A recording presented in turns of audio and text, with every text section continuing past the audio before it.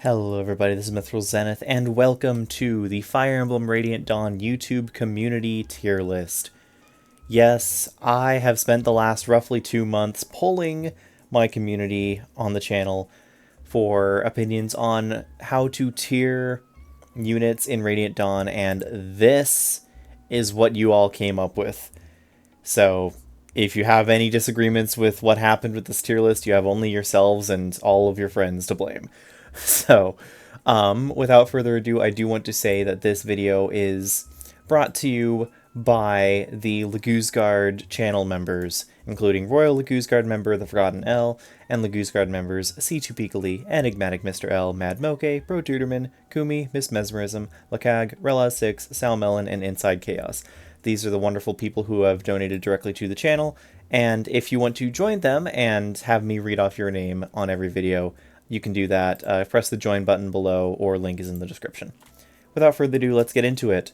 So, this tier list, I wanted to make sure that this tier list was as built by the community as possible, with as little input from myself as possible. I wanted to not direct the list too much in any specific way. I wanted to make sure that, any sentiment that carried, that drew people to vote one way or another, followed through. I wanted to see where people in my community thought things would go.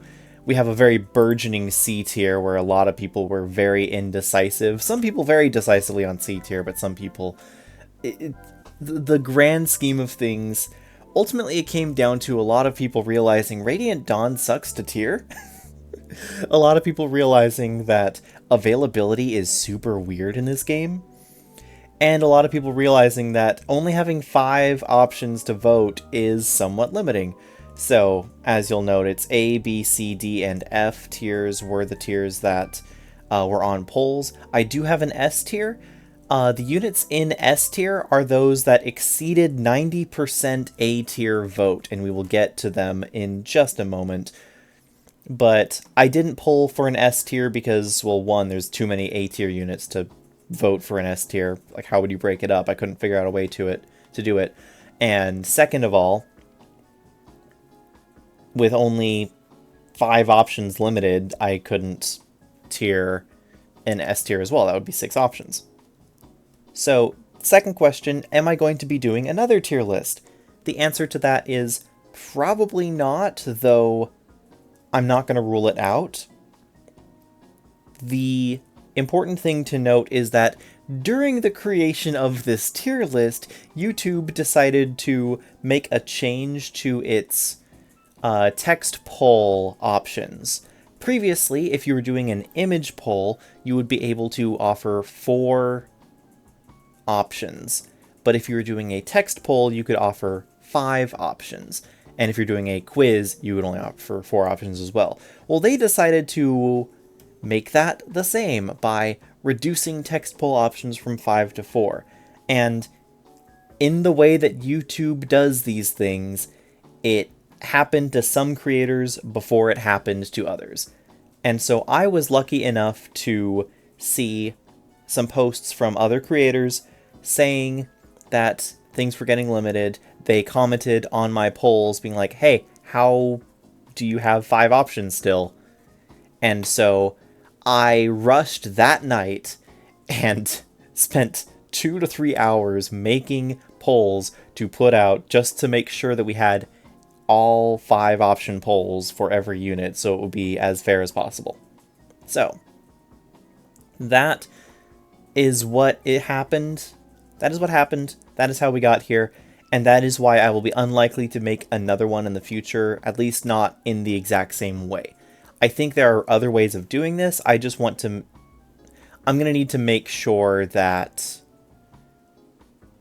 either we rate a game that is less divisive, and so there's more condensed unit quality, or figure out a different way entirely to do this. So what did I ask you? I asked not only what game we're doing, but I asked what difficulty we were doing. This is for English Normal, Japanese Hard mode. I asked what if to include transfers, And thankfully you said no, because that would have been so much more work on my part, because I was trying to put into the polls information like their growth rates and their bases and when they join and what chapters they were playable on, because Radiant Dawn, as you've realized, has weird availability. Very weird availability. So, without further ado, let's get into it. The S tier I created from units that had over 90% A tier votes. These are the only 3 units that did.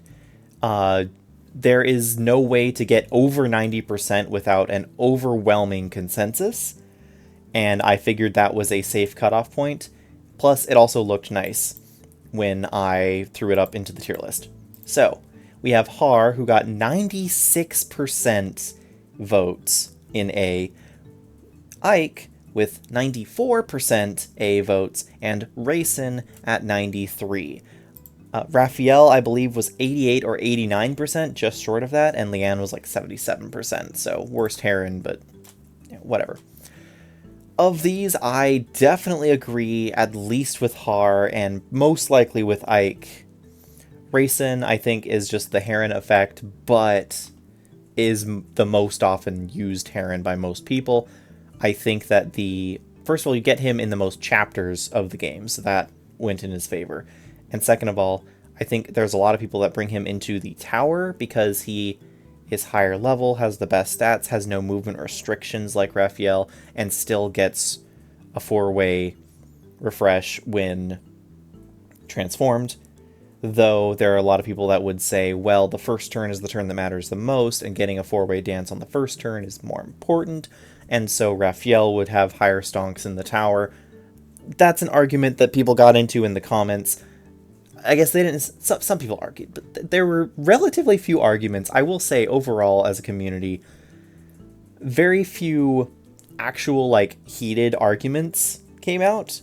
Mostly it was like everyone sharing their opinion, and then maybe 1 or 2 comments among other people, below other people that they particularly agreed with or disagreed with, or like, oh, never thought of it that way, type thing. But largely, that's where we're at. That's what we got. Pretty much no one disputes that Har is at least worthy of A tier, if not S tier by himself. He is far and away. He has the most availability. He has just pretty much the best class. The only weakness he has is to Thunder Mages, of which there are a very scant few, and they are very inaccurate, and he can fairly easily get to one-shot range with something like the Silver Great Lance. So, not much you can do to put him in danger unless you let him get completely overwhelmed, particularly in normal mode. And then Ike at 94%, also very similar. Not quite as dominant as Har, I would say, overall, but definitely has a better showing in the tower. Har, I find, hits his speed cap, or if not hits his speed cap, even if he doesn't, he can fall short on speed in particular, I find, by the tower. So while he is still solid and a worthwhile addition to your team, he's not going to be nearly as dominant in the tower specifically as your other units, which is fine. He's dominating the rest of the game he's present in. It's okay that he, quote, falls off a little bit, like a Jagan almost. He's a Jagan on a Wyvern. That's not an inaccurate way to put him, and in that case, definitely S tier. Ike, he's just very solid combat throughout. He is infantry and sword locked, but in a game where that doesn't really matter, in a game where in some ways infantry is a benefit because he is on several maps that have ledges that prevent cavalry from doing anything, in which point he is going to be very much a front runner for your team. Once he gets Ragnell, which is, he only has like 8 maps before Ragnell, and then he has another 8 with it, so very powerful there. Just all around good, solid fighting unit, and can't say I disagree with putting him potentially in S tier. Rayson, like I said, single way dance, but 4-way when transformed, has the highest level and the highest stats, particularly hit points, of all the Herons. And by being high level, he can get to the other Galdrar. Not that very many people use them or even know what they do. They raise ally biorhythm to max, lower enemy biorhythm to minimum, fill Lagoo's gauge, and there's a full heal, but only at level 40, and I don't know anyone who's actually gotten Rayson to level 40 without finding a safe chapter to just sit there on and just go with it. By the way, if you want to know what music is playing in the background, this is from a mix called Video Game Music to Jam to While Doing Your Taxes. So, have fun with that. That's the S tier. A tier, fairly similar. We have a lot of the Lagoo's Royals showing up. Actually, is this all of them? I think this is all of the actual Royals. With some exceptions we'll get into, I guess. The other Herons didn't quite make the 90%. Tabarn, very solid unit. People were just commenting how he pretty much kills everything, and that's true. The only thing that is a threat to him is someone with a high-power crossbow, which is also true. But that's where we're at. Nyla, people were commenting on how they would rank her lower because she is the, quote, weakest of the Royals, but weakest of the Royals is still a Royal, so A tier. And while they don't like her lack of availability, that's kind of everyone's issue with most units, and especially the Royals. But they did acknowledge that she is at least more available than most of the other Royals, so there is that. Speaking of availability, I noticed a trend that I'll get into more once we hit the C tier. But it seemed like there were a lot of people that were very vocal in the comments hating on availability for the early and mid-joining characters, that they were very negative, that they were very vocal about how much they were marking down units because they were unavailable. And then as you got towards the tower, people didn't care as much. People were a lot more confident in rating like the Lagoo's Royals at A tier, or rating... I mean, the Black Knight, kind of an exception, but rating the Black Knight as A tier just because, hey, completely invulnerable unit, how do you mess this up type thing. So it was an interesting trend that I saw in the comments of following with that. Moving right along, we have Titania in... And by the way, these are largely not organized by... within tiers. Excuse me. These are largely not organized within tiers. I did a little bit of organizing, say, to put the Herons at the top, and to put Tabarn and Nyla at the top because they were like 77 and 75% or something like that. A rank vote. So anyone that was notably very high in that particular tier, I was more likely to put them higher in the tier, but that doesn't necessarily mean that that's where they are. Most of these are organized primarily by order of join time, which is the default sorting of the FE tier list maker. So if you have any complaints about within tiers, you know, that's why they're there. Titania, again, very solid unit, cavalry unit, very good for most of Act 3's early maps. Slows down, I wouldn't say falls off, slows down a bit towards the later maps, particularly once you start getting maps with cliffs and a lot of other unruly terrain that cavalry can't cross or have a lot of difficulties with, like swamps. So there are definitely maps that restrict Titania's ability to function, but largely she'll be a very effective combat unit, very effective rescue unit. Being able to dash in and out with effective super canter is fantastic, so A tier, I agree with that. Soth, people argued up and down. I think I saw B and C tier were pretty high on him as well, but he did end up in A tier, mostly for his Act 1 contributions. His Part 3 contributions are still fairly significant, particularly with the Beast Foe dagger, or Beast Killer dagger. Beast Foe's the skill. And Part 4 contributions, people basically were just like, we're just pretending he doesn't exist because that's how much he helps in Part 4. Can't necessarily disagree with that. definitely think that he is worthy of A tier. He's one of the few units that pretty much everyone will use, no matter what, so I agree with that. Jill, there's a lot of fighting going on. Well, I say fighting.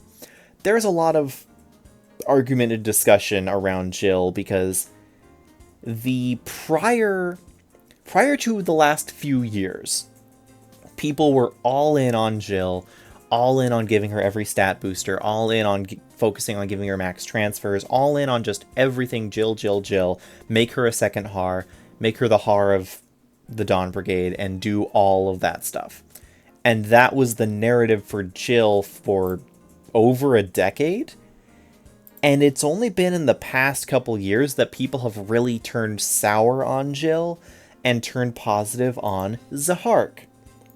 And so it was interesting to see that play out in the comments, where the majority of people still voted Jill as A tier. That's why she's here. But there were a lot of people that were saying she deserves B or even C tier because without some stat fixing in some way or another, she falls off. And the bigger thing that people said is that the phrase, if we were rating hard mode, came up a lot. Came up a lot, particularly for some of these early units, where they would say, if we were rating hard mode, Jill C tier, Zahark A tier, easy. But because we're rating normal mode, Jill A tier, Zahark B tier. And I'll get more into that when we actually get to Zahark, but I thought it was interesting when I saw all of that. And then Neeluchi and Kangas is... or is it like Kangas? I don't know. I started reading it as I was like putting up all the comments and everything. And like it started just... the name started like buzzing in different ways, but I've also heard that YouTubes can sometimes detect that you're saying something else when you're saying his name, so we'll see about that. Anyway, also A tier. Pretty much all the main royals, all 4 main royals got A tier. Not surprised by that. Not only do they sweep the tower, but they are a safeguard to make sure that you basically can't fail the tower, unless you have like the worst Ike ever, in which case I think he still beats the Black Knight with a hammer, and he only has to deal the final blow, and he's always capable of dealing damage to Ashura, even if it's not much, so there you are. There you have it. That's what you got in A tier. B tier, we have Nolan. Very solid B tier right out the gate. First B tier on the list. What can I say? He might have some shaky growths for a lot of people, it seems, but he is just very stalwart, very solid. He survives hits when pretty much no one else can. He deals damage when a lot of people struggle to. And then he can fade into the background while your other trained superstar units take the spotlight in Act 3. But even then, he could still contribute in Act 3 if you gave him enough attention, and he's probably one of the easiest units of the... He's probably one of the easiest Tier 1 units to promote into Tier 2, just through experience, not even having to use a Master Seal, although he also makes a decent candidate for an earlier Master Seal to get him the little bit of extra strength and speed that he can need to keep doubling, because sometimes he can fall off on that route. That's where we're at with Nolan. Volug, B tier, very solid in Act 1, helps in Act 3, but struggles a little bit, and then is basically AFK for Part 4.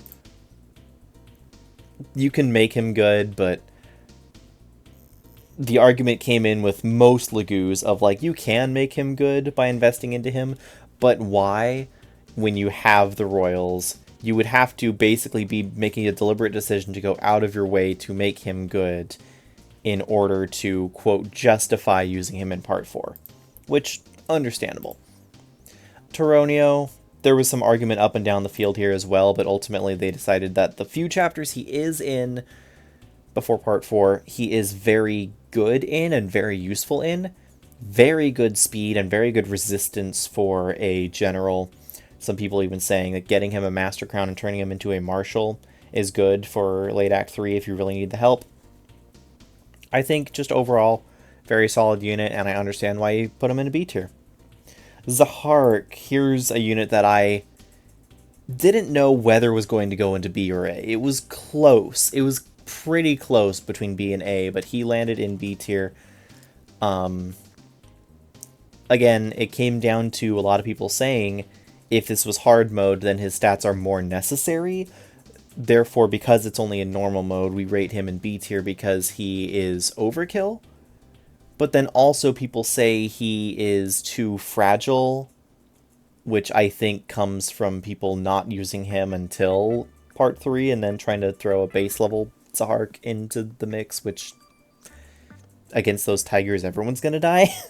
So yeah, I was a little confused about where some of the arguments were coming from in regards to Zahark. I don't think I disagree with him being B tier or A tier. There are legitimate arguments for both, but there were just so many different arguments from personal experience coming in that it was hard to really parse out what was going on in the comments section. So let me know in the comments here how done dirty you think he was. Alencia, B tier as well. Another unit that, kind of like the Royals, not super available, but when she is available, she is pretty good. Her very first showing, she is terrible, and she only has a Slim Sword, which is the weakest iteration of the Slim Sword ever in Fire Emblem. Also, it is like 2 might and no crit, which is hilarious. It is just given to her as like set dressing, as like, hey, you technically have a sword while you're out on your leisure flight, but you don't expect to fight anything. And then the next time she shows up, she has Amity. She is expecting a fight, so there we are. Very good unit, very good combat, tier 3 right off the bat, very good staffer, mounted flying staff utility in a game with move again after staffing is great, and a lot of people agreed with that. Also has mercy, if you want to never give her kills. But you can take it off, which is also nice. You can take it off before having to use it with the chapter. Great. Nephany, B tier as well. I agree with this overall. I think that she does have, because she has basically the same, if not slightly more availability as Har, depending on how you count number of chapters versus number of turns in chapters and whatnot.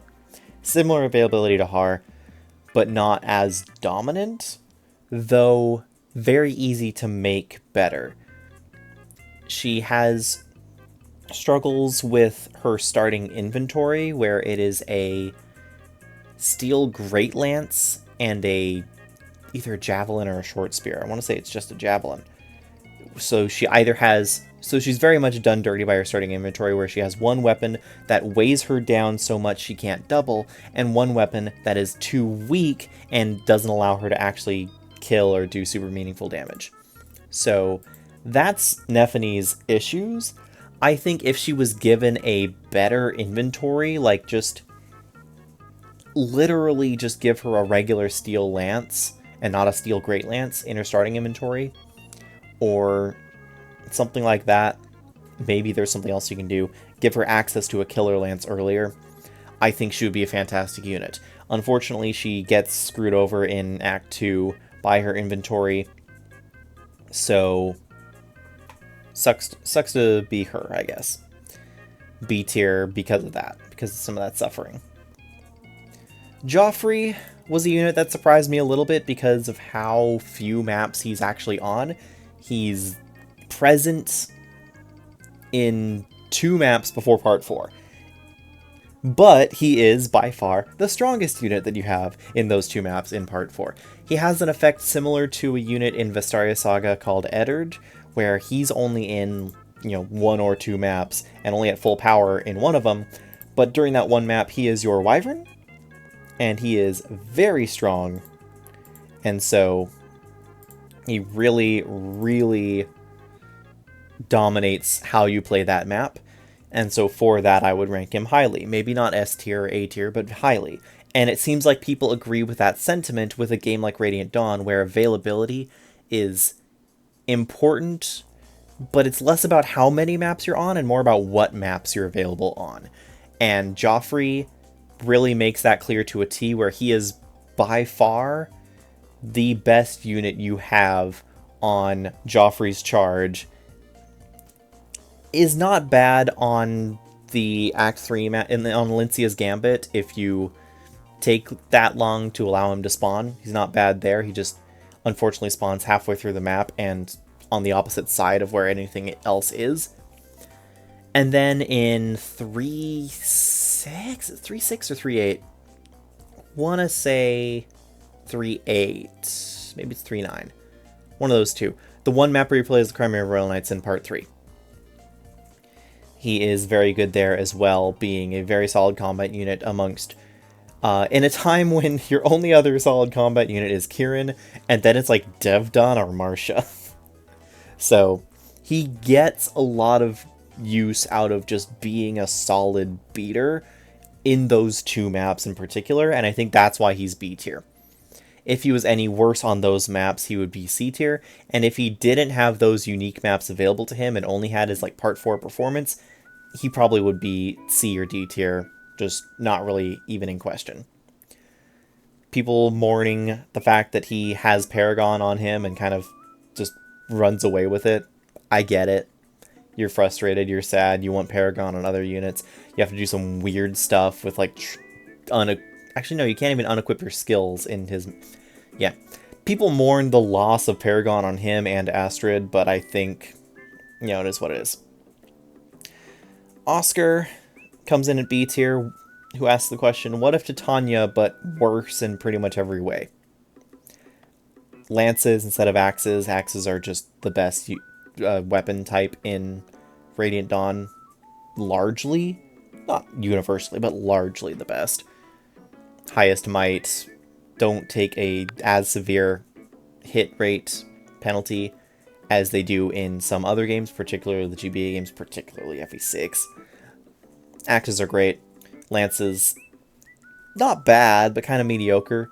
The Great Lances are way too heavy. The normal Lances are a little too weak. They kind of fall into that little mid-ground of not having a great option either way. You're giving up something. And versus weapons where it feels like you're not really giving up anything, it's frustrating. So, Oscar, if that was his only issue, that would be one thing. But he also, just stat-wise, level-wise, is just behind Titania. And so he's not a bad unit by any means, but he definitely is a tier below her, and so I would agree kind of where he sits. Shannon, another unit that for some people was fairly close to A tier, surprisingly so, for, you know, Footlock Sniper. But Footlock Snipers are important because they're the only ones that can use ballistas on maps, and you actually get him on some maps where you have a ballista in a good spot for you to use. The intended use case of him is to use him on those ballistas and then give him a bow and have him shoot down some enemies at 2 range over fences or through fences where other units struggle. He's good range support for your army, and he really proves that every unit has a role to play. It also helps that he just has massive base stats. Oh, a lot of comments saying one of the best glow-ups between Path of Radiance and Radiant Dawn. Radiant Dawn Shannon is basically what Path of Radiance Dawn Shannon... Radiant Dawn's Shannon is what Path of Radiance's Shannon in, like, before he leaves in Chapter 9. Feels like what he could have been, but for the whole game. Because Path of Radiance, he starts out, he is a sniper when the rest of your army is tier 1, aside from Titania, and is very good, very bulky, notably. And in Radiant Dawn, he just has good stats all around, but very good strength, very good, again, hit points and defense, surprisingly, for a sniper. So, the most punchable face in Tellius gets a B tier. Gatry also got a B tier, because his stats are just also so good. Like, Shannon and Gatry, all I can say is people like to hate on their classes, but people can't hate on their stats because they're just too good. And Gatry in particular has very high speed, which is not something you normally see on a general, But yeah, very good speed on a general and not lacking in any of his other stats too.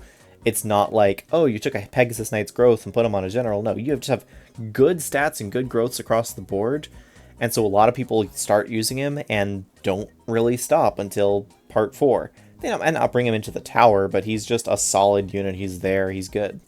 B tier. Mia as well. Swordmaster, sure, make fun of her all you want. You have wind edges. They're not great, they're really low might, and she probably is not 1 rounding or maybe even 2 rounding anything with how bulk heavy Tellius is. But she has access to wind edges, it's pretty good. Not too hard to get her to tier 3 as a true blade. And if you do, she will kill most things with Astra. Astra is much better than it was in Path of Radiance, where it felt like in Path of Radiance it was a nerf to give a Swordmaster Astra, because they just chewed through your sword uses. Radiant Dawn, they still chew through the uses, but at least they're doing full damage per hit. Very solid unit as well. Fast, and has decent strength. And while swords at base are not super strong, blades are perfectly viable, and she has the strength to not get slowed down by them, so all in all, yeah, B tier. I support that.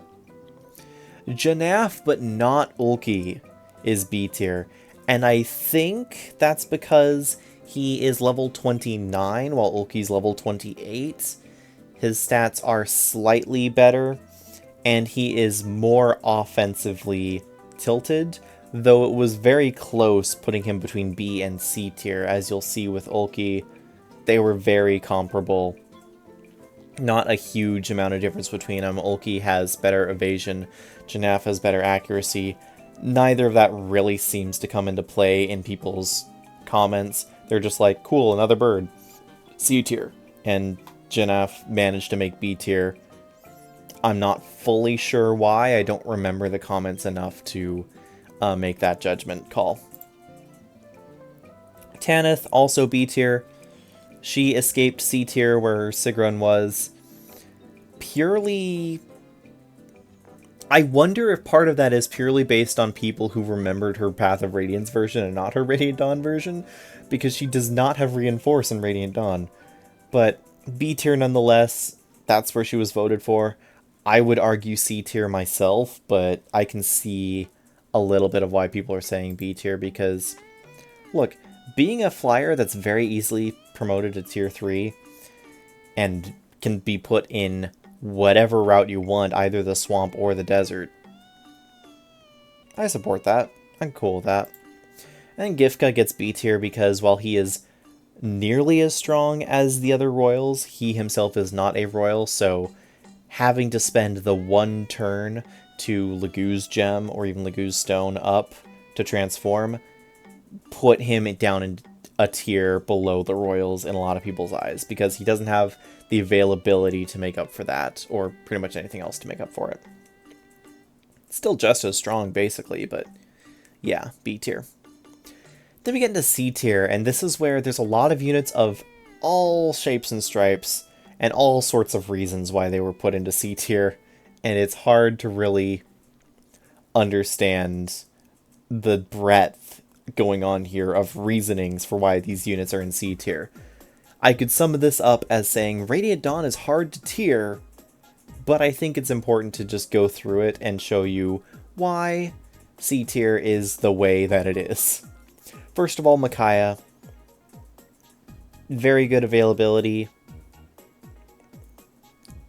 People love her staff utility in part 3, though her staff rank is not fantastic, and it actually takes a lot of uses or an arm scroll to get her to Physic, I believe. Or maybe does she start with Physic? I feel like I remember her not starting with Physic, but I could be wrong on that.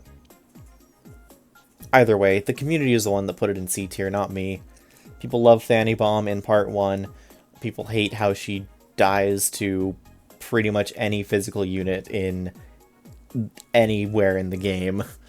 But people also love the fact that she unlocks staff utility and staff access. And for a lot of units, staff access was a very big benefit because it basically made you usable no matter what your stats were, no matter what your availability was, people said if you have the ability to have a staff, you're going in C tier unless you're like a meme.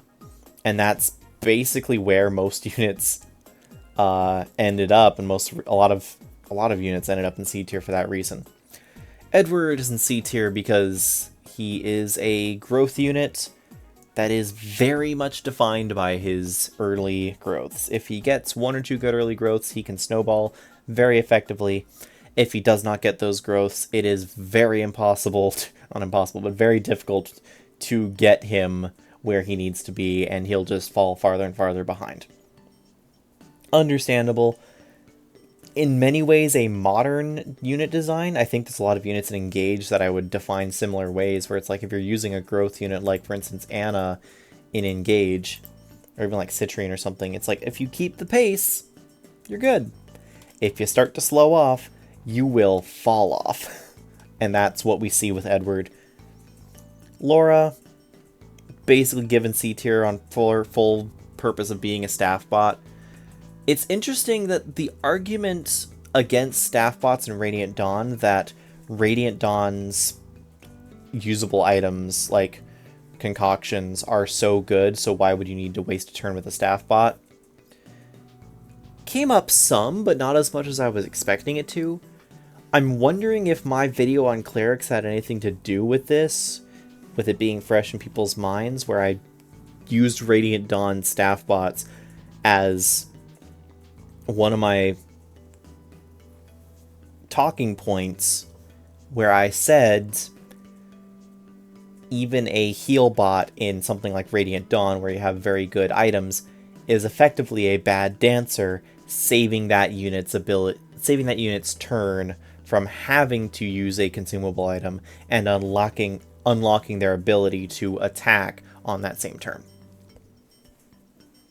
I wonder how much of that got through to people and convinced them that pretty much all staffers, aside from memes, are C tier.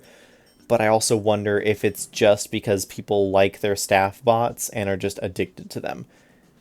Because I tried using Laura and I had a really hard time like enjoying that process. But also there's a lot of people that just said staff bonk funny, lol. So maybe that's what's doing it for you. Ilyana gets C tier as well, purely on the back of her availability. Lightning magic was nerfed very heavily. Even Rex Bolt is pretty sad. Her ability to even get those lightning ranks is very stunted because you have to put in a whole lot of effort, promote her from tier 1 all the way up to tier 3, probably give her some arm scrolls because, again, being a mage in Tellius is not fantastic. As you'll see, there were no mages in A or B tier. C tier is where we're starting to hit our first mages. That's not a great sign.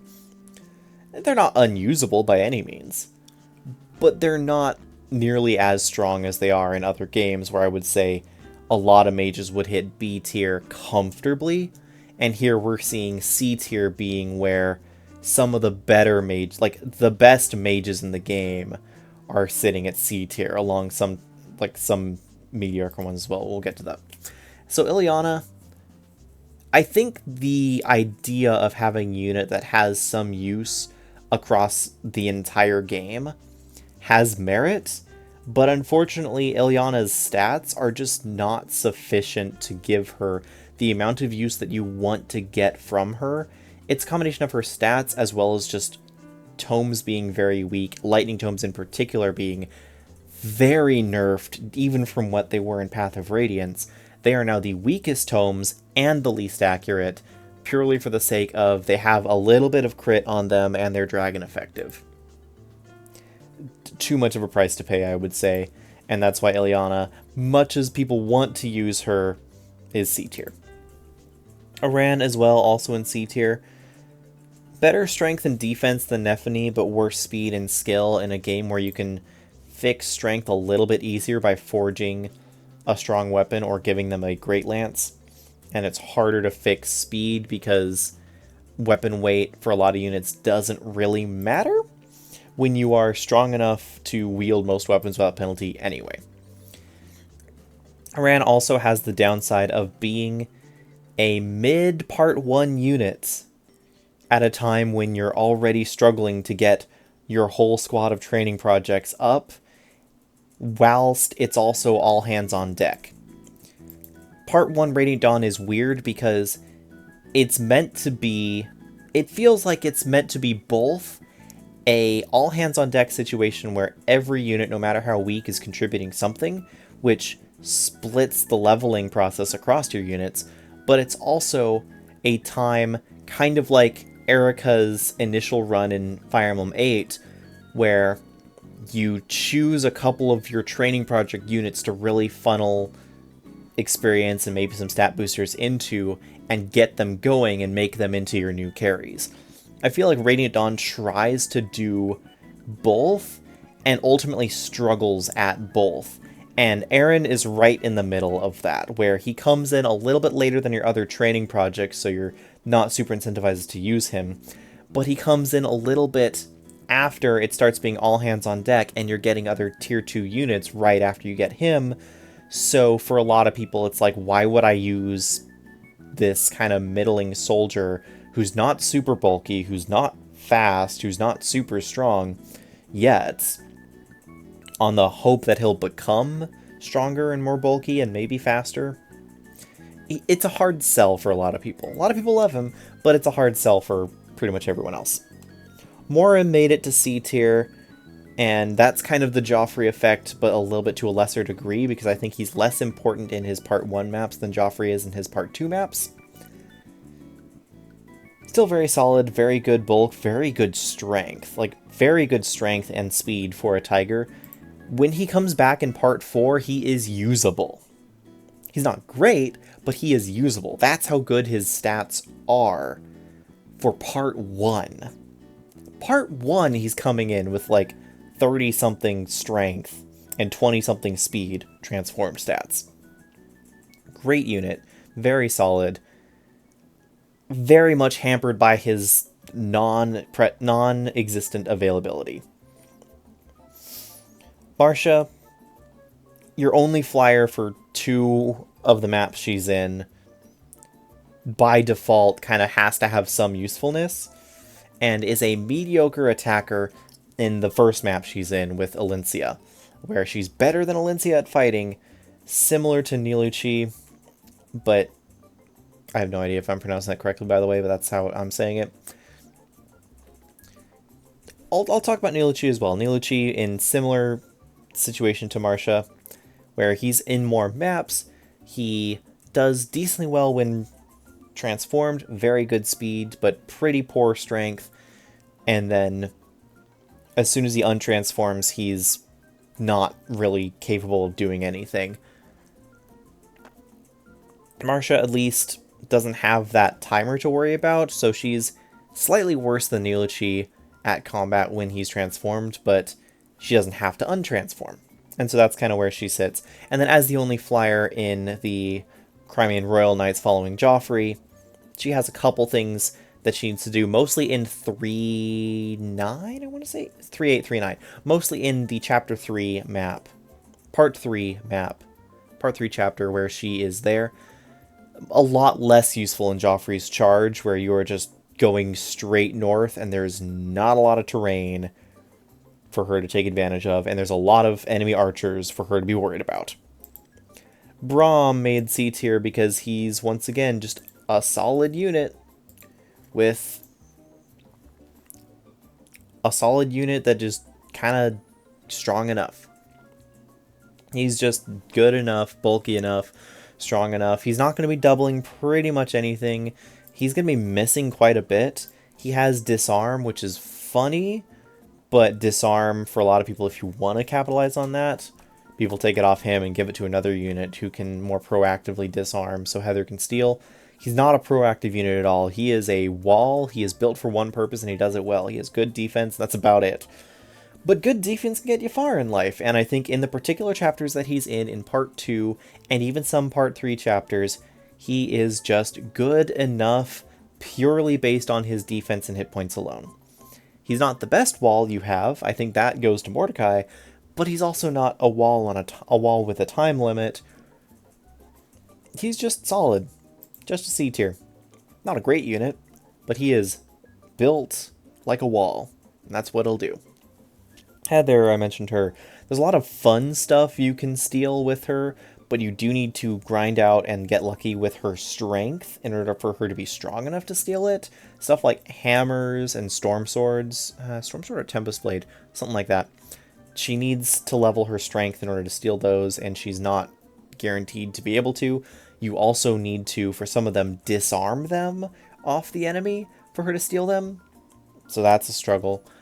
She will keep your healers full on staves, kind of like Volk does, though staves are harder to steal in this game because...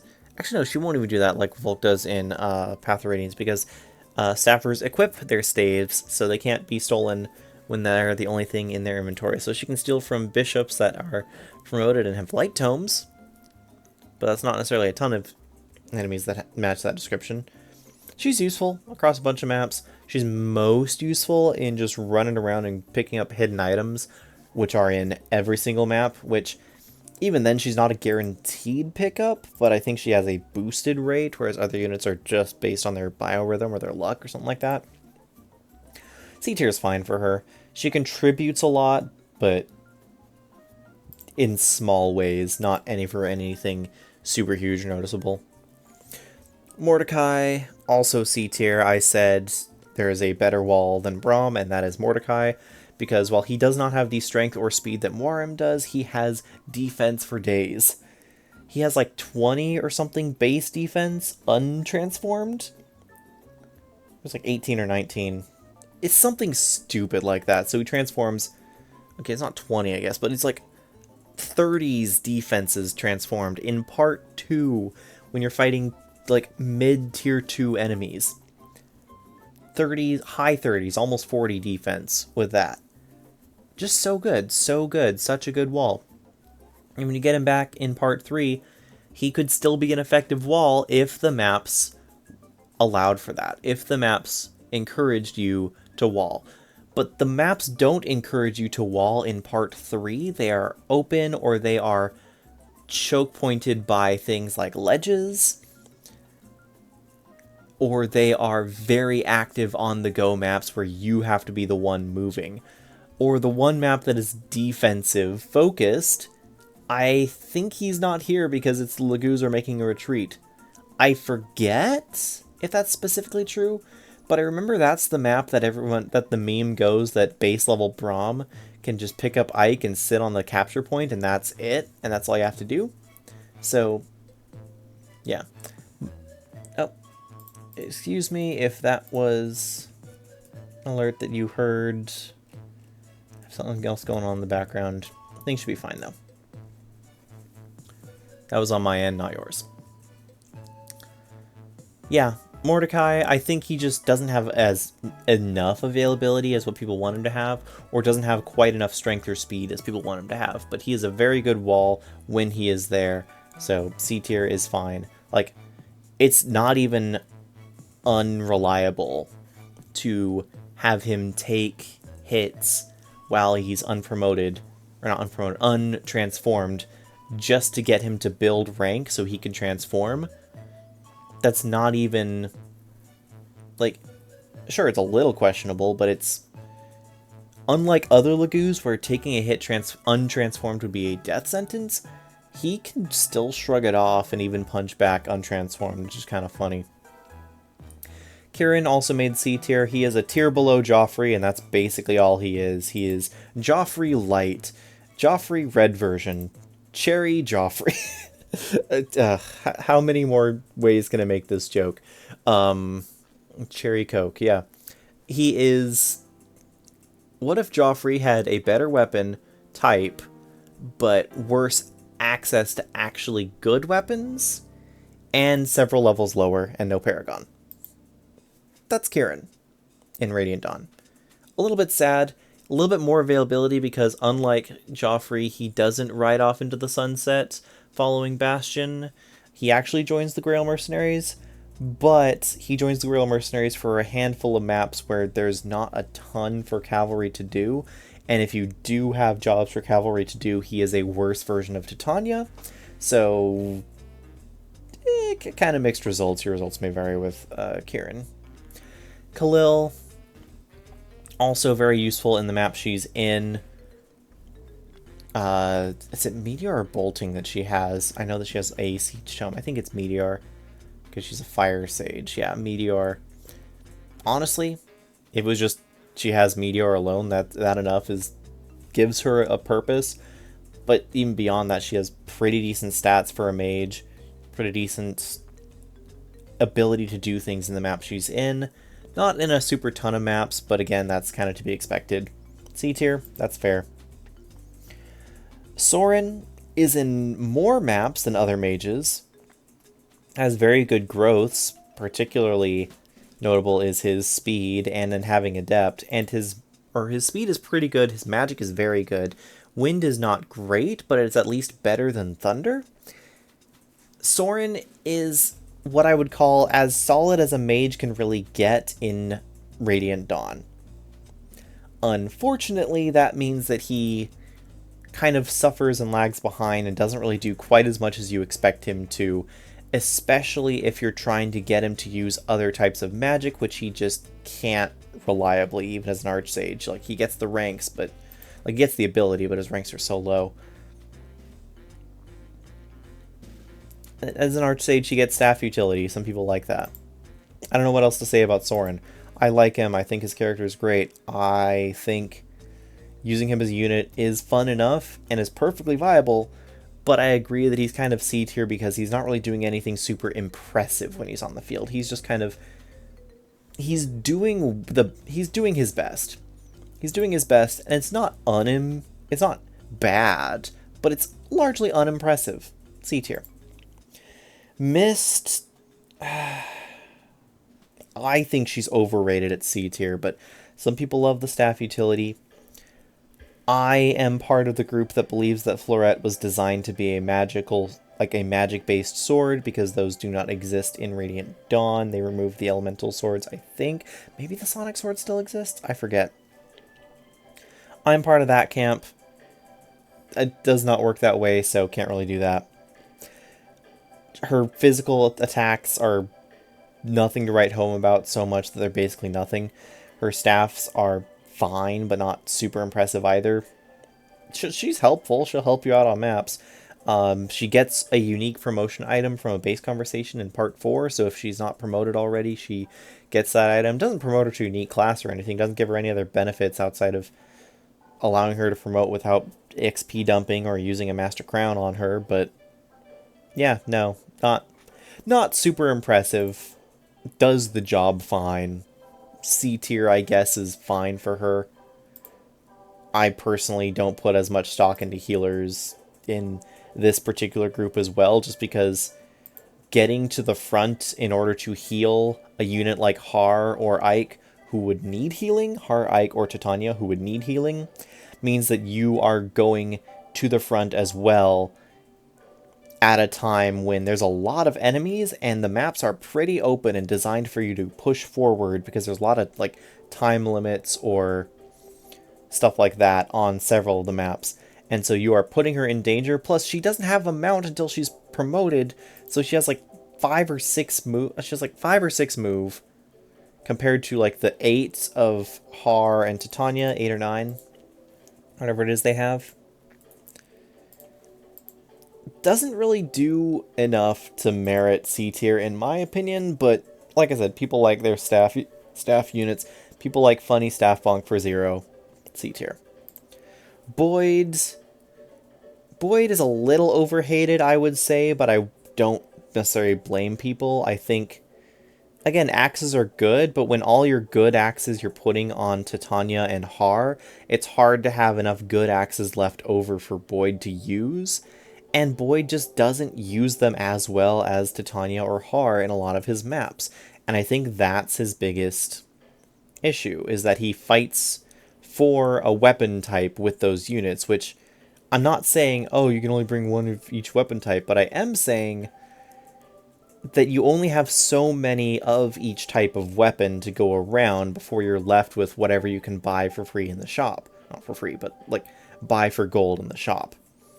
And or the way that Radiant Dawn system works with both the forging as well as the special deals from Amy's shop, where you can only get one, like, or it's like limited stock per chapter. You often don't have enough of the same weapon type for a significant portion of the game to equip more than 2 or 3 units with very good weapons in the same type. And I think Boyd gets the shaft on that, whereas Mia, I think, doesn't, because your only other sword unit that you're probably actively training at the time, maybe even the only other sword unit that you have in the Grail Mercs, outside of, Mist, technically, is her, and it's her and Ike. And Ike is using his own personal, he's using the Eddard until he gets Ragnar, and then he's using Ragnar. And so Mia doesn't have to fight anyone else to get access to the good swords. So she gets all the other good swords, Ike gets his own personals, there you go. Because Boyd has to fight for those weapons, I think he's a lower tier. He's also a lower tier because his speed is a little shaky. Speed and skill are a little shaky. Strength is pretty good, but he's not overwhelmingly overpowering. I think he's still a solid unit, but I understand why people put him a tier below Mia. All that to say that. Reese is, again, he's a staff unit in Radiant Dawn. People vote staff units higher than I think they should be in Radiant Dawn, but this is your list, not mine, so he's C tier here. I can't speak much on that beyond he's useful for a couple chapters and a couple pinch moments, and that's about it. Ranulf, C tier as well. He is force deployed in a couple maps, and is probably the best cat in the game. Cat Lagoos, not tiger or lion, but just specifically cat. So, he also starts on his timer with his gauge full, which means he can immediately do some good stuff on turns 1, 2, and maybe 3 before he untransforms and has to use Laguz Stone or Olivai Grass or something like that. All in all, very good. I've tried putting Wild Form, Wild Form, whichever one that allows him to half shift. I've tried putting half shift on him, but because it only gives him half the stats, he goes from being solid to really struggling. And so I don't think that's the play with him specifically, but if you want to use Laguz in part 3, he's force deployed anyway, and he's pretty darn good at it. Speaking of other Laguz in part 3, you have Ulki, who, kind of like Janaf, good stats all around. He has the extra avoidance from his personal. I forget what their exact difference is outside of I think he's 1 level lower than Janaf, which matters because Janaf is 1 level away from Satori sign, or he's 2 levels away, which is a bit more of an investment to get to. I don't think it's that big of a deal, but to say that it's nothing would deny the fact that they are 1 tier apart on this tier list, so obviously at least some people in the community think that's something. Aside from that, not 100% sure what qualifies the entire tier difference between them, but that's where we are. Also, again, sorry for another Windows alert. Notification sound. I don't know why I'm getting those. Shouldn't be. Sigrun is here in C tier, where I think Tanith deserves to be. She's the freest promote to tier 3 you've ever seen, but she just has very few maps and is only mediocre in those maps. She's fine, she's not bad, but she's not great either. She definitely struggles with a lot of combat stuff.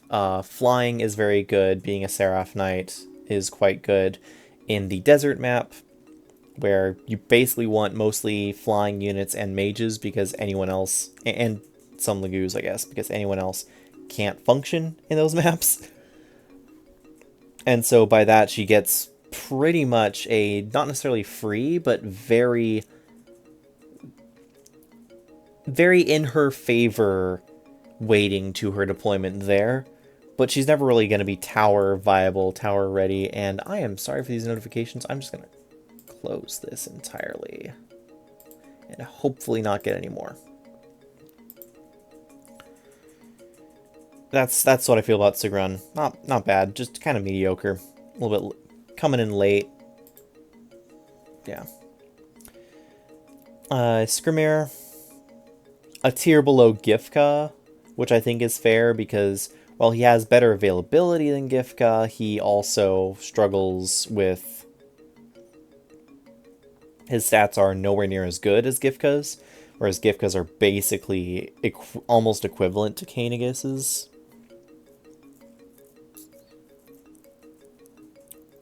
So, yeah, Skrimir, C tier, that's where we're at.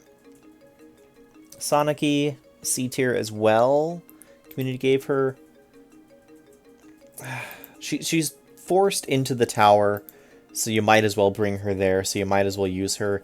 And that's what a lot of people said, was that by giving her effectively free deployment, it boosts her stonks. Whereas if you had to actively choose between her and other units to go into the tower with, people would rate her lower because she is a very squishy mage that while she has a good burst damage, she doesn't really have enough speed to one round reliably because her strength is so low she gets weighed down by almost every tome worth using.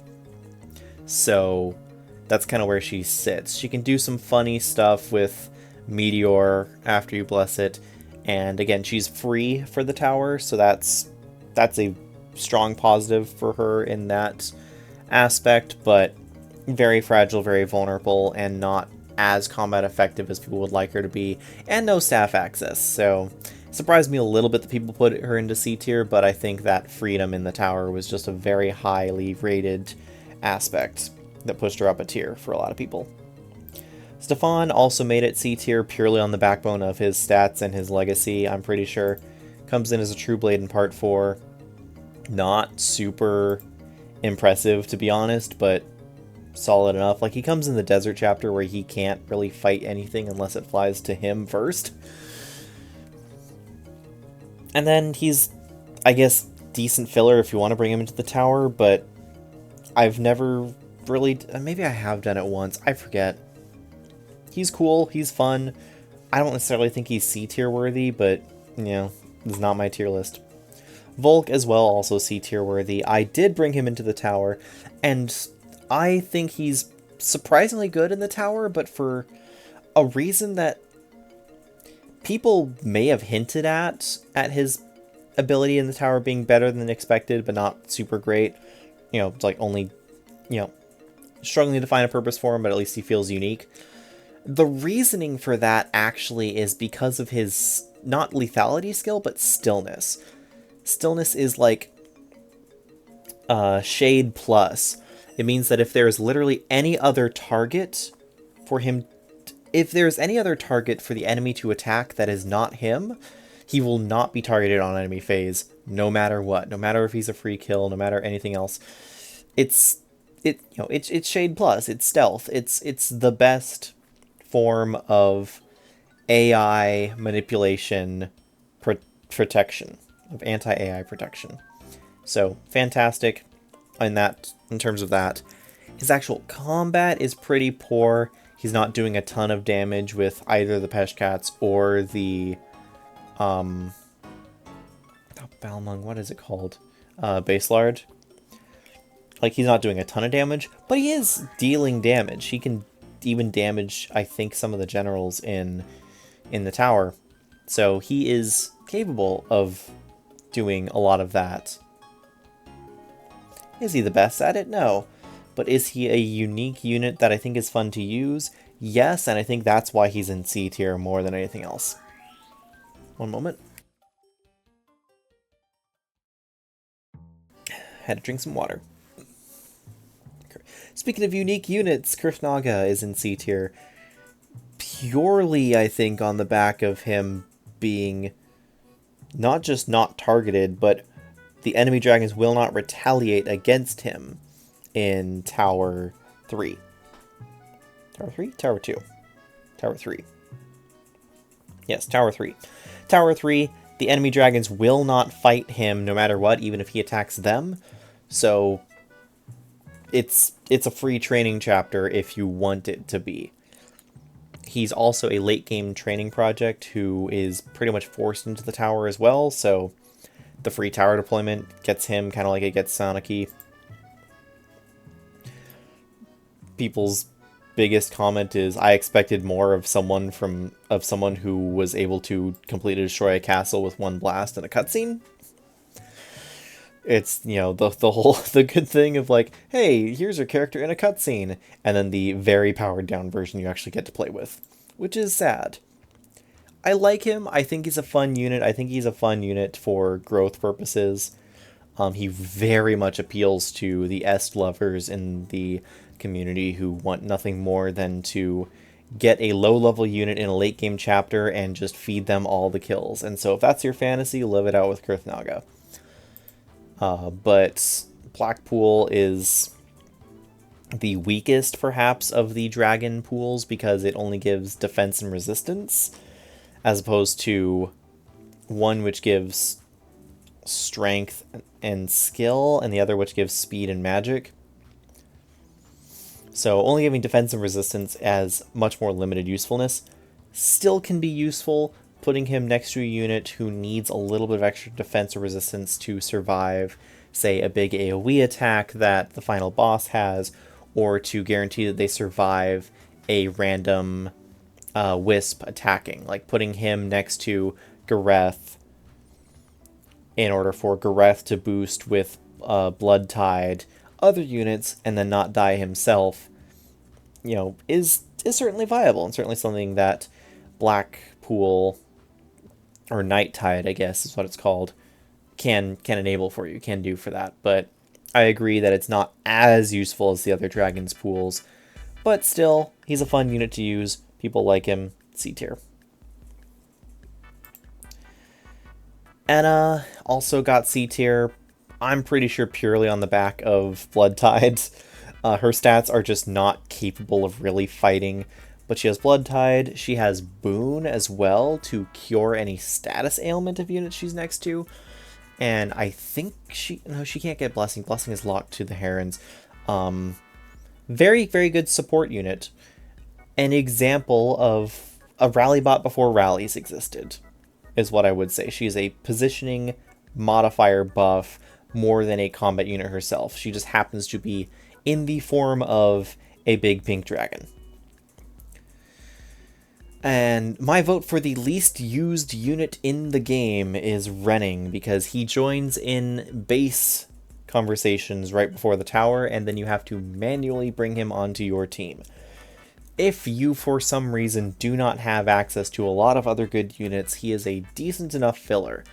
If you are struggling, he's decent enough there. If you just want to try him out and use him, he's not bad. But he's not impressive. He doesn't bring anything to the table that other units don't. And because he doesn't have any of the build-up and growth and story and availability of any of the other units, I can see why people don't use him. That said, I think he's in C tier because people don't use him and didn't want to feel mean voting on a unit that they've never actually used before. So let me know in the comments if you actually have used Renning. I will wait. I think I've waited long enough. Nasir in C tier is purely here, I think, on the back of White Pool, where he is the only unit you get that has access to that. It's a speed buff. It's a +5 speed and magic buff to all units adjacent to him. Very good, very strong, very powerful, very worth using. Also to note, he is very high resistance at a time when everyone except for certain attacks by the final boss is attacking with magic. So he's basically free deployment and never going to die in that sort of sense, no matter where you put him. His attacks are also magic based, and his attacks are okay. They're not fantastic. He would definitely benefit from his own White Tide buff if he could get it. Unfortunately, he can't, so that's where he's at. But he's not bad. he definitely gives that buff very well. But because he's only available in 2 chapters in the game, he's C tier. I think it would be very interesting to see what the game would look like if you had him for a lot more of the game. And I'm curious to know if people have ever played like reverse recruitment, how that feels, how that looks, where you have him with you in part 1 for the majority of the game. I think he would be swapped with either Edward or Leonardo then in a reverse recruitment type of setting, which I think could be fun. I don't know if there is a reverse recruitment that functions for Radiant Dawn, because that is a weird game to try and do that for. But if you have played that, let me know. I'd love to hear your story. And then speaking of units that are not available, we have the surprise of everyone, Sephiron/Leiron.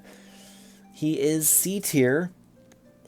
Again, I think because people wanted to not hate on a unit that they've probably never used themselves before. Because in order to get Sephiron, it's not just you have to get to the final chapter, but you have to get to the final chapter twice, because you have to be playing on clear data, and you have to bring the Black Knight into 1E, and have the Black Knight and Ike fight in 3-7, and Ike survive, which I think is the harder thing to do, because getting Ike all the way forward to actually fight the Black Knight in that chapter means putting him into an extreme amount of risk in a time-limited chapter.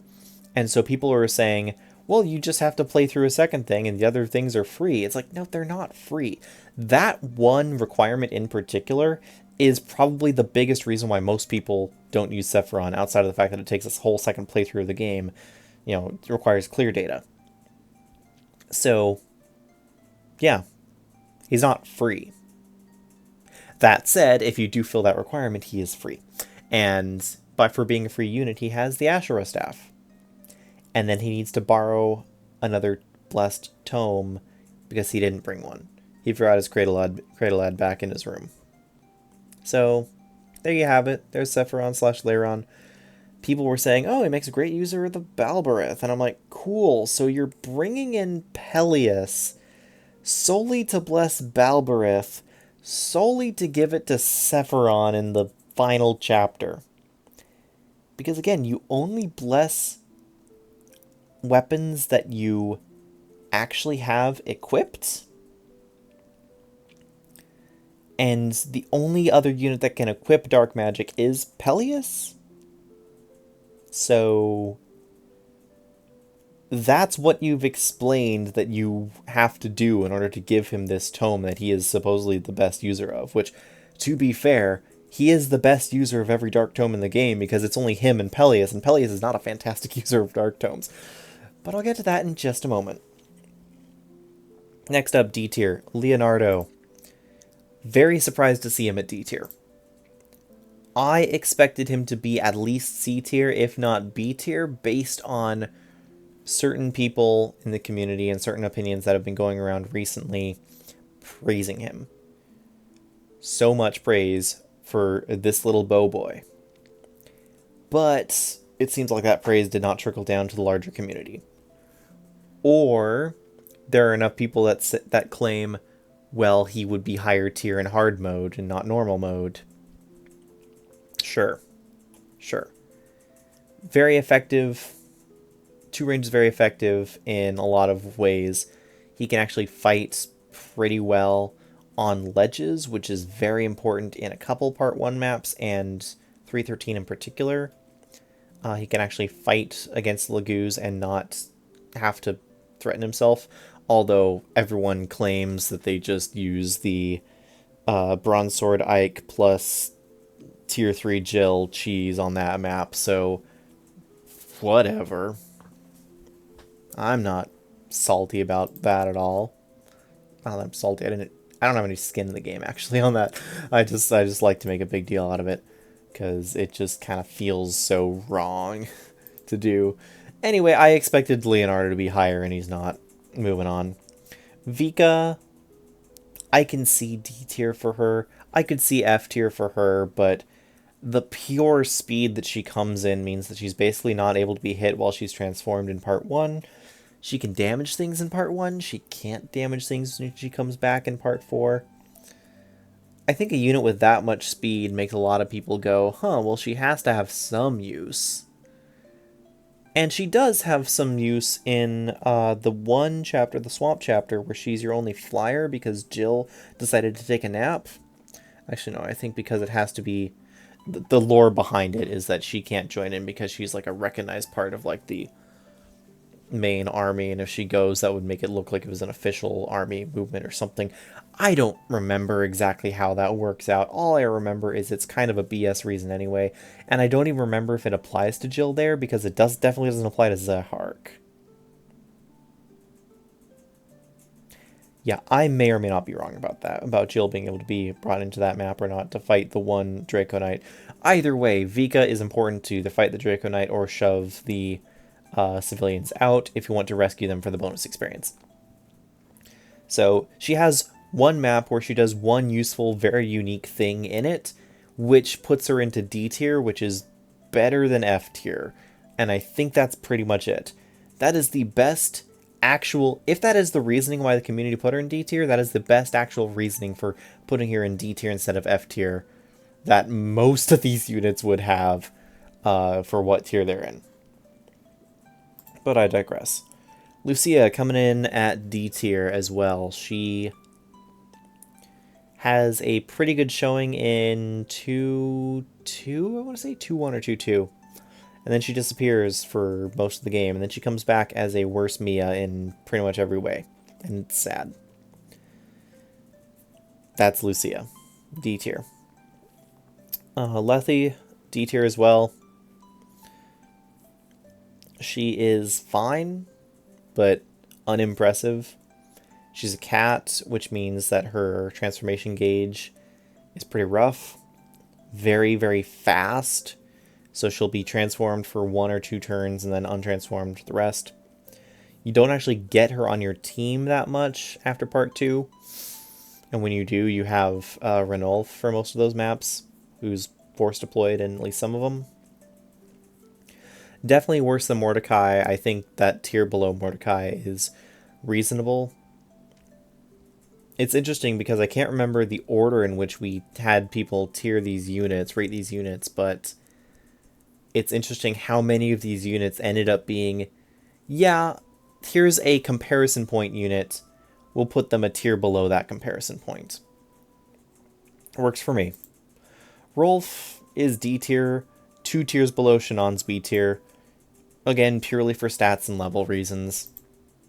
He's not an unusable unit. He's not terrible. He can do some stuff by stepping on a ballista and allowing you to use 2 ballista shots in 1 turn. But because everything, even ballistas, are at least somewhat based on stats, Shannon is just the better unit for the job. And Shannon continues to be the better unit for the job because there is no chapter in which you get Rolf and do not get Shannon. And a lot of people don't like to bring 2 snipers, so they usually choose Shannon unless they are plucky and want to have the growth unit show through and do his thing. Not unusable. I've certainly used Rolf plenty of times, got him to marksman and have a lot of fun with him, but D tier is fair. Here's the prince. Here's the wannabe prince himself. I am blanking on the name. Why am I... Peleus. I have been doing this for over an hour. That's why I'm blanking on the name. Peleus is D tier. He is not unusable, not F tier. I brought him in the tower whenever I got him. He's fine. He's fun to use. He has dark magic and thunder magic. And dark magic is super inaccurate and doesn't have enough might to really make up for it. And so, honestly, his best bet, especially with his low survivability, is to, if you're bringing him to the tower, bless a bolting and have him use the bolting, because he at least can use that at base. Also, sorry if my face rubbing is getting on the mic. I'm tired. So that's where he is. Again, he requires you to have clear data and then choose a secret third option that only appears when you have clear data in order to save his life, and then he appears on the map in 4-1? 4-1 or 4-2. Alencia into Barnes Army. Part 4 map. He just appears on the map, so you don't get preps in that for his first chapter. And then in the swamp map against Azuka, he can't really hurt Azuka. Azuka's resistance is just too dang high. And he will get torn to shreds by the Lagoos, though he is somewhat effective at dealing some damage to some of them. D tier's fair. He's usable, but kind of sucks. Oliver is D tier as well. D tier is mostly meme tier, but Leonardo, like, when you see who else is in D tier, Leonardo just sticks out like a sore thumb. Oh, that's where we're at. Oliver is meme tier. Do I really have to talk about Oliver? Can we move on? I think we can move on. Bastion's D tier. He's usable in the tower if you really want another, really want to bring him as a Wind Archsage, but he's not fantastic. He's worse than Soren in most every way, particularly in availability, where he has the single part format before the tower, and that's about it. Bastion is funny guy, fun character, but not a fantastic unit. Gareth being D tier doesn't surprise me, but he was very close to being C tier and not D tier. Gareth is purely here because of Blood Tide. His attacks are decent, but he's very slow, and he will usually die to counterattacks because his resistance is very low. So you have to either, put him on a ward tile, give him the benefit from Kurth's Night Tide. I keep calling it Blackpool. Night Tide. Or have a provoke unit that doesn't have a 1/2 range weapon equipped on the field in range of the spirits, which is anywhere that's not fully blocked off. And he's fine. So he is only a liability if you take too long in the Astra fight and she nukes the whole field with magic, or if you kind of leave him out poorly positioned and gets attacked by 2 or more spirits. That's basically it. Aside from that, he's, again, another rally bot. Arguably not even as good of a rally bot as Enna, because at least Enna has Boon as well, though Boon rarely matters. I think there's one attack that Ashura can do in her script that deals some status ailment to someone, in which Boon might be able to help with that, but I forget when that is and if that's even likely to happen. Anyway, that's what I have to say. Makalov, again, 1 tier worse than Kieran, who's 1 tier worse than Joffrey. He is just by far, not by far, he is significantly worse than Kieran, who is slightly worse than Joffrey. Swords at base are not a great type of weapon. They're fine. They're not terrible in Radiant Dawn. But the swords you have a selection of in his chapters are bad. I think legitimately a steel sword and a killing edge are the best thing he can have. And that's not a lot. That's not a lot to fix his pretty mediocre strength and only middling speed. He has good growths, but good luck actually getting him to see enough combat to make use of those growths, and trying to bonus experience him up will create a very lopsided paladin. He's fine-ish, but why? Again, D tier is either meme tier, or why would you use them when there are clearly better choices with also better availability? Tormod, D tier suffers from availability as well. I found it interesting that units like Joffrey could get away with B tier for having very similar amounts of availability to Tormod, but Tormod's in D tier because his performance in the maps where he is present is not at superstar levels. He is very good in part 1, but he's good in the end of part 1, after you already have 1 or 2 at least growth units scaling up, at a time when you are still training your growth projects and want to funnel more experience into them. So at a time where having a very strong unit that kind of nukes the board is less important.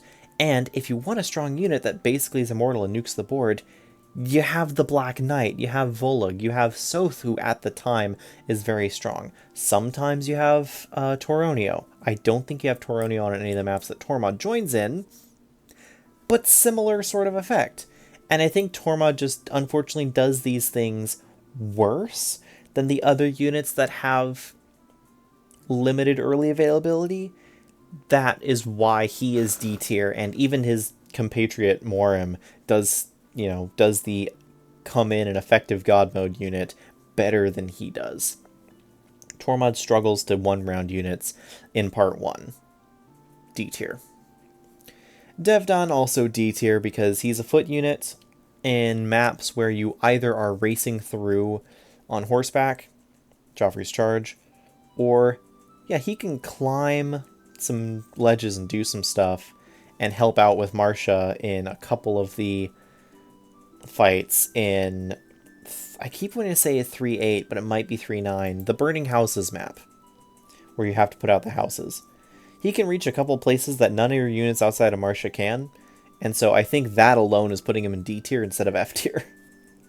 It's just not fantastic unit. And then we have the F tier, the cream of the crop, if you will. Everyone loves using these units. Good luck actually having a place to use them. So, Meg, I've actually used Meg. I've tried to use her in most playthroughs I've run, and one time I was stubborn enough to just BXP her up, and I learned how bad BXPing a unit from tier 1 to tier 3 is. It's really expensive, and it leaves a lot to be desired with their growths. She's a sword unit that, she's a sword armor who can get other weapon types, but her other weapon types start at E rank, and so it takes a lot of work to train them up, or several arm scrolls, which is a lot of money, especially at the Dawn Brigade, especially at that time of the year, that time of the game. This localized entirely within your kitchen. Can I use her? No.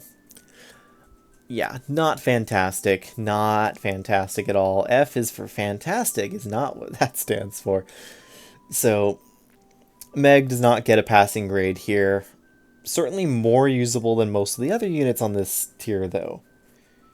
Fiona, also known as... Wait, what? This is a unit I get? It's available for like one chapter in part 1. It's the final chapter in part 1. Maybe she's available for the Swamp chapter, but actually no, because she has the same deployment restriction as Toronio, where it's like the lore reason is because she's like a ranking member of the army, you can't bring her into what's supposed to be more like vigilante movements that Azuka doesn't approve of. So sure, whatever, lore reason restrictions for not being able to bring her. And then when you do get her, it's like, wait, it's an indoor map, so you get less move, and you can't jump up the ledges, and there's actually a lot of ledges in that castle, so, just more restricted than any of your other units. And then you're in a swamp where she literally, I think if she's promoted, she can move 1 square at a time, but other than that, she literally can't move into the swamp. Not that she would want to, because anything would one-round her that she fights, unless you went well out of your way to grind her in 1E against like a paralyzed unit with a healer. She's bad. She's so statistically bad. She has a purpose only in the sense that Savior on a cavalry unit who can rescue units and be like an ideal rescue chain is useful on maps where there's not a lot of room to rescue chain and where her mobility is limited and such her ability to rescue chain is more limited. Free Savior is nice. That's about the only nice thing about her. Again, not unusable, but just why? Why would you? You're doing it for the meme if you are. Astrid. I had to cough. I've been talking way too long. Astrid sucks. She can barely deal damage against units who are so weak because story-wise you are supposed to skip them and you get more experience for not killing them than for killing them, and Astrid can't even kill them in her join map. it's only downhill from there. She has Paragon. In theory, she could level up. In theory, she could do some good stuff. But then she's gone until, the house burning map, and that's not a great showing for her. And then she joins the Grail Mercenaries, where I think her stats are legitimately worse than Rolf's at base, or they're comparable. And Rolf is already D tier. And Rolf has already had like several chapters at this point to show his worth. Several times where he's had a ballista placed directly in front of him and he's told, hey, it's yours, buddy. Go for it. She also can't even use ballistas because she's a horse unit. She is a cavalry archer, not a foot archer. And foot archers get to use crossbows and get to use ballistas, and cavalry archers can't. F tier. And then we get to the bottom of the barrel. The units, only a furry could love. Kiza and Lyre. They commit the cardinal Fire Emblem sin of being units that join between chapters and are sent to the bottom of your deployment order, so a lot of players don't even know that they joined your party in the first place. They are so very unimpressive. Their stats are far lower than anything else. Kiza joins in, you have Morim right there. Kiza joins with Morim, and it's like, okay, cool. Morim has double his defense, has like almost double his strength. It's so incredible how much weaker he is. And Lyre, so much worse than Lethe. It's incredible how much worse she is. It blows my mind how either of these units made it past playtesting, and how either of these units have any supporters. Like, gameplay supporters. I understand if you like making bad units work. I understand if you're going through a deliberate low tier playthrough, or a deliberate, I'm only using units that I want to just suffer with. I understand. If that's your motivation, if that's why you're using Lyre and Kiza, I get it. That ain't me, fam. That ain't me. And it seems like that's not most of the community, because they're the bottom of F tier. They were like the most F tier a unit could be in F tier. I actually think that maybe Astrid might have had more F tier votes. Or was it Fiona? Either way, these units all had greater than 50%, and like at least 3 of them had like 70-something% F tier votes, so not surprising to me. But anyway, that was the community tier list. Thank you so much for watching me lose my mind to it for the last hour and a half. Let me know what your favorite placement was, what units you voted for, what units you hate to see where they ended up, what units you were glad turned up where you wanted them to. Let me know if you want to see more sorts of this type of thing, community polls, community tier lists in the future, and I will come up with a way to try and make them, because I had a lot of fun putting these out onto the channel, even if it was exhausting, and I'm not doing another one right after this, even if it was still 5 options, because my brain needs a break from having to constantly parse community content. But without any other ado on breaking, I don't know, I'm gone. I'm gone. This is Mithril Xana signing out. I'm gone.